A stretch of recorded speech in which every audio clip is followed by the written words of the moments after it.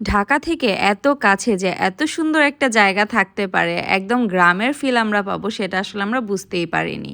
তো আজকে চলে গিয়েছিলাম আমার বোনের ইউনিভার্সিটিতে, তার নাম হচ্ছে ইউআইইউ।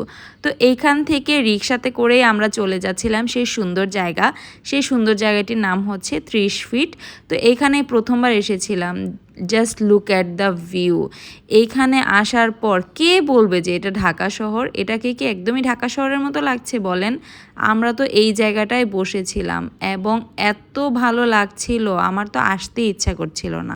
আমার বোনের ভার্সিটির ফ্রেন্ডদেরকে নিয়ে আমি এবং তারা চলে গিয়েছিলাম এই সুন্দর জায়গাটিতে। এই জায়গাটিতে বসে থাকলে কারো কি আর আসতে মনে চায়? এই বাচ্চাদের সাথে আমি বসে আড্ডা দিচ্ছিলাম। ঢাকা থেকে এত সুন্দর জায়গা যে আমি উপভোগ করতে পারবো সেটা আমি আসলেই ভাবিনি। তারপর বাচ্চাদের সাথে বসে একটু খাওয়া দাওয়া করলাম, যেহেতু দুপুর বেলা ছিল এবং সবার অনেক ক্ষুধা লেগে গিয়েছিল।